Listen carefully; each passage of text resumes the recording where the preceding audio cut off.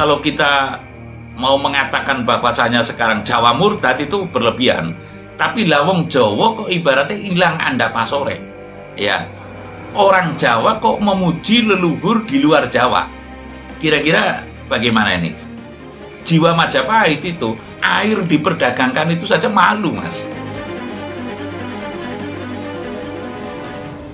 Salam mulia Mbah.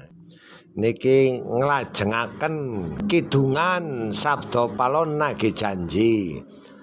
Dados supados para pemirsa niku sing mirsani kekidungan niki ben larah-larahane utawi tahap-tahapane niku ben mandan genah. Kala wingi sampun dumugi huruf wa Mbah nggih. Lah pun dipun jabaraken wonten huruf wa niku bahwa jan bumi niku jan wis tambah panas ora tung-etung Mbah. Lah wong ora sangenteni ngesuk ini. Lah wong siki be aduh wis muangger panas be. Mungkin mangke saged dugi kawan dosa derajat niki teng Nusantara mriki Mbah. Saged dugi kawan dosa derajat mungkin kaya niku lho, tapi nampun genah niki sing. Lah teng tahapan niku wis jere bumine kersang panas banget. Palahana lindu kok sedina ping 7. Waduh kan gegirisi banget niku. Niku jan waduh, mugi-mugi niki masyarakat Nusantara niki sami waspada bahwa mangke niku badhe tumeka kedadian kahanan jan panas sing panase ora patut ditambah kok dadi ana lindu. Ini kudu nggih supados kagem waspada lan mawas diri mau sedaya niku lho. Lah lajengipun niku teng huruf lo niku wonten kedadosan napa malih Mbah? Cobi diwedharaken niku huruf lo Mbah. Matur suwun Mbah. Tapi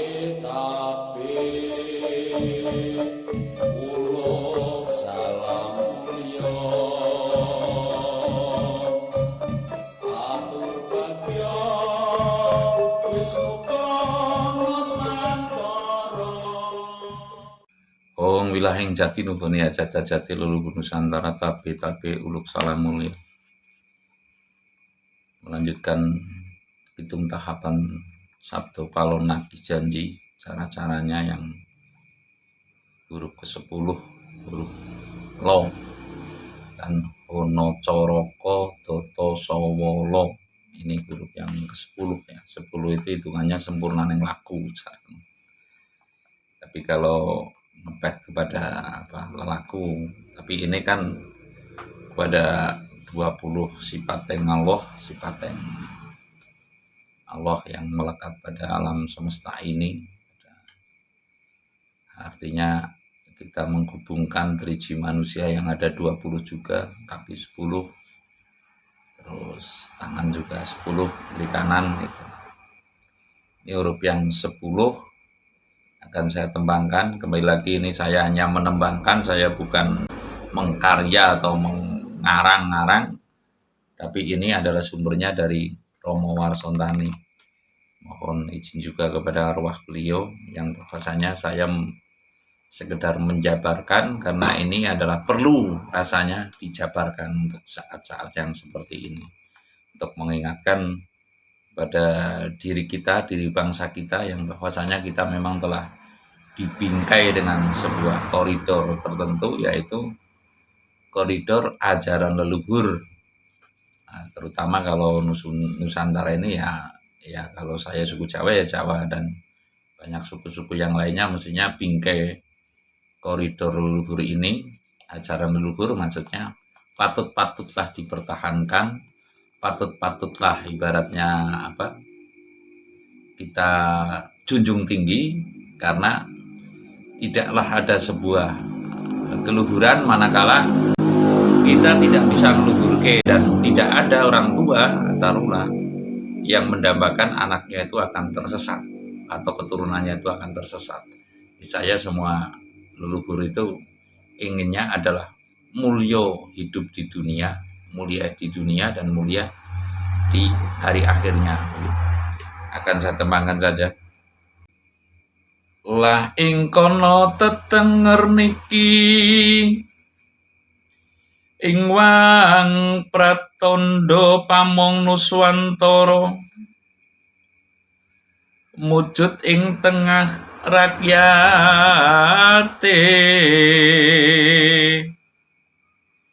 kinanti anak putu dudu brekasakan menyang demit sun sebar kawruh nyoto lelaku setuhu awruhana marang makripat raga budi nunggal laku kang sejati angemongi sang sumo.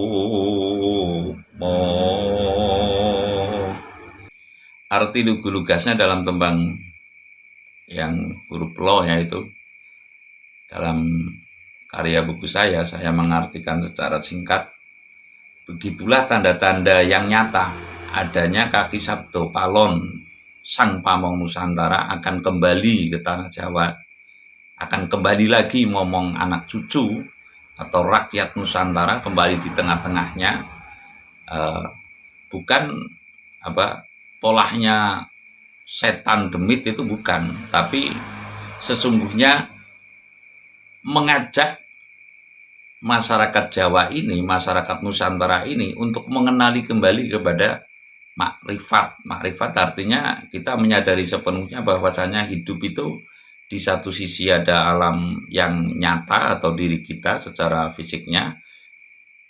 Di sisi lain ada hal yang gaib yang sifatnya itu ya gaib, ya leluhur, ya indang danyang, ya ada jin setan dan sebagainya. Kita itu harus berseiringan, harus tidak bertentangan, harus sinergi, harus dalam arti bukan sinergi persekutuan. Kalau persekutuan itu ya sudah mentok nantinya musyrik, tapi braya nurip seperti saya katakan itu ya kita tahulah setan itu musuh, tapi kita jangan memusuhi gitu. Kita tahu setan itu musuh, tapi kita tidak memusuhi. Tapi kita ya monggo setan-setan, kita gitu. Artinya kaki Sabdo Palon di sini mengajak kepada setelah kembali ini gelar kawruh kang nyoto. Gelar kawruh kang nyoto artinya manusia apa-apa itu kenyataannya. Kenyataannya dalam arti jangan sampai niat ngelakoni darmaning wajib menurut kaki Sabdo Palon atau ibadah menurut paham dari Mancapraja, ibadah itu tidak selaras dengan apa yang diucapkan. Artinya begini, manusia semestinya kalau adat Jawa atau jiwa Jawa ini, jiwa Majapahit, wong lakoni darmaning wajib, wong ibadah itu justru disembunyikan, tidak dipamerkan. Kembali lagi artinya begini, kalau orang Jawa ngibadah gue ketahuan orang lain malah merasa malu. Tapi kebalikannya sekarang akan malu apabila ibadahnya tidak diketahui oleh orang banyak. Kira-kira demikian, bukan kira-kira ini artinya tabiat leluhur Jawa kalau beribadah atau melakoni darmaning wajib itu tersembunyikan, malu apabila diketahui oleh orang banyak. Lah apa buktinya ini? Kalau leluhur kita mau beribadah, mau mendekatkan diri kepada Tuhan atau mohon petunjuk, itu kan banyak tuh pertapaan-pertapaan di gunung. Ini sebagai ciri wanci yang kegawa mati. Pertapaannya Airlangga di gunung ini, pertapaannya Brawijaya di gunung ini gitu loh. Artinya ini ibadah yang disembunyikan. Ibadah yang cukup 1-2 orang saja yang mengetahui, itu pun yang betul-betul paham persis, tidak seperti ya sekarang zaman wolak-balik harus diakui. Kalau ibadahnya orang dulu malu diketahui orang banyak, tapi kalau sekarang akan malu apabila ibadahnya tidak diketahui oleh orang banyak. Saya tidak menyinggung ke ranah sana ya, artinya ini memang kasunyatan gitu. Saya sering mengatakan bahwasanya ibadah mukti tanpa bohora, tapi orang satu kampung dengar semua gitu loh. Ini kan ya mohon maaf lah, selevel pemimpin negara berkorban sapi satu itu saja sudah diviralkan gitu loh. Cara anunya kan ya kurang pas kalau menurut paham yang sejatinya Jawa. Lah ini nanti akan digelar kabruk yang nyata. Bahwasanya kalau ya ibaratnya kan ada kata memberi tangan kanan, tangan kiri tidak mengetahui begitu loh. Lah ini gelar kawruh Kang Nyoto nanti akan digelar lagi dan manusia Nusantara ini rakyat karena sudah menggelar tanda kembalinya Sabdo Palon di tengah-tengah rakyatnya dan nanti akan ngomong lagi kepada pemimpin Nusantara ini itu akan menggelar kawruh yang nyata, kawruh yang tidak ria intinya, kawruh yang tidak ria, kawruh yang nyata, tidak sebentar-sebentar ya mohon maaf itu. Baratnya ada bantuan dari Tayem umpamanya yang bekerja di Hong Kong mengirimkan ke sini, dipublikasikan di depan umum dan banggalah si Tayem ini dan banggalah keluarga si Tayem ini. Ini kan perlu ditinjau kembali apakah ini sudah sungguh-sungguh ibadah begitu loh. Dan apakah ada yang tidak lebih penting daripada untuk maaf kata diketahui oleh orang banyak gitu loh. Mungkin ada temannya yang waktu kecil dan sebagainya, mungkin ada saudaranya yang lebih membutuhkan. Kenapa acara anunya itu diketahui oleh orang banyak dan nilai manfaatnya yang saya maksud lebih manfaat mana? Lebih manfaat mana yang seolah-olah berguna bagi orang banyak ya. Ya, tapi kenyataannya pada keluarganya saja masih ada yang menderita acara anunya itu masih ada yang perlu diamali, dientaskan, dibiarkan begitu saja. Umpamanya kan seperti itu. Bukan umpama, ini banyak terjadi gitu loh. Banyak terjadi di Nusantara ini sekarang ibaratnya ya kita mesti patut bertanya lah. Kita semua sedang beribadah apa sedang beria-ria, sedang berpamer-pameran. Ini yang nantinya kalau ini sudah Sabdo Palon gelar kawruh Kang Nyoto yang demikian itu niscaya akan tertiadakan dengan sendirinya. Artinya tertiadakan dengan sendirinya ini manusia akan menyadari, wah kalau saya memberi begini caranya ya saya nggak pas, nggak bener gitu loh. Nggak pas artinya ya saya malu malah ya. Saya paling ngasih 1 juta untuk pembangunan tempat ibadat, lalu satu kampung tahu semua cara anunya itu loh. Kan kurang pas. Lah ini nanti tertiadakan dengan sendirinya. Karena apa? Telah mengetahui dengan makrifatnya. Ini menyebar kawruh nyata untuk mengetahui kepada makrifat itu kan mengetahui hal resiko pribadi dengan hal yang gaib. Kalau ya ini kita mesti ada yang terang-terangan ya. Kalau kawruh Jawa ini kan nggak mengenal surga neraka mas. Tapi sama juga sebenarnya mengenal kewalat dan kebendu. Kalau orang sudah kewalat atau kesiku, kebendu, itu sudah sulit sekali obatnya gitu loh. Sulit sekali obatnya, artinya memang harus menebusi dosa dengan cara tirakat dan sedekah. Sama juga kan, artinya tidak meyakini persis adanya itu, tapi ada sanksi neraka, tapi ada sanksi, maksudnya ada selain bukan menyepelekan paham sana, artinya tidak meyakini adanya sebuah hal yang api menyala-nyala, tapi ada keyakinan yang manusia itu kewalat dan kebendu. Kalau manusia sudah kewalat dan kebendu, sangat sulit obatnya. Harus bertobat, harus dengan sedekah, harus minta ampun kepada orang yang dibikin salah. Ini ada aturannya juga gitu loh. Kewalat dan kebendu, kalau sudah kewalat kebendu ya dilalah kesialannya ada-ada aja. Atau mungkin ada yang sampai lumpuh, sampai stroke dan sebagainya.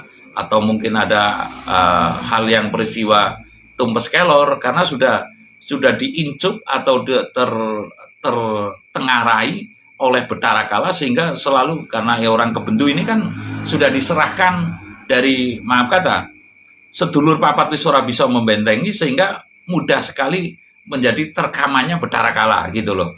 Jadi kalau paham Jawa bukan berarti menampik dari paham Mancapraja, yang saya asli artinya adalah keyakinan adanya kewalat dan kebendu. Kalau orang sudah kebendu, kewalat itu kesiku, itu sudah berat sekali obatnya, kecuali hanya menebusi dengan perilaku tirakat dan lalu banyak bersedekah. Ini kan ada ini saya cerita, saya dengar ini cerita orang yang melanggar dengan etika kemanusiaan, maaf kata caranya jadi tokoh riba gitu loh. Dan mereka kayak mendadak lalu sekarang sedang kewalat dan kebentu dan konon ceritanya akan mengembalikan beberapa hal yang menjadi apa? Akan berhenti dari ribanya lalu mengembalikan sertifikat yang jadi jaminan dan sebagainya. Ini ada juga saya mendengar sekarang ini. Itu salah satu contoh dari kewalat kebendu. Artinya setelah nanti kaki Sabdo Palon gelar ngelmu Kang Nyoto, gelar ngelmu Kang Nyoto digelar kembali di tanah Jawa, resiko daripada orang yang beria-ria dalam peribadatan atau ria dalam melakoni dharma yang wajib, niscaya tidak akan ada lagi begitu. Artinya memang betul-betul ini akan digelar kawruh yang nyata, mengetahui kepada makrifatnya, artinya di sisi lain ada fisik kita, di sisi lain ada hal yang gaib yang mempengaruhi terhadap fisik kita. Nah, yang demikian itu dinyatakan sebagai kawruh nyata. Kawruh nyata kembalinya kesejatian, maksudnya lelaku sejati, perilaku sejati dalam hidup di muka bumi ini. Artinya seluruh manusia nanti menyadari bahwasanya ngelakoni dharma yang wajib tidaklah itu perlu digembor-gemborkan.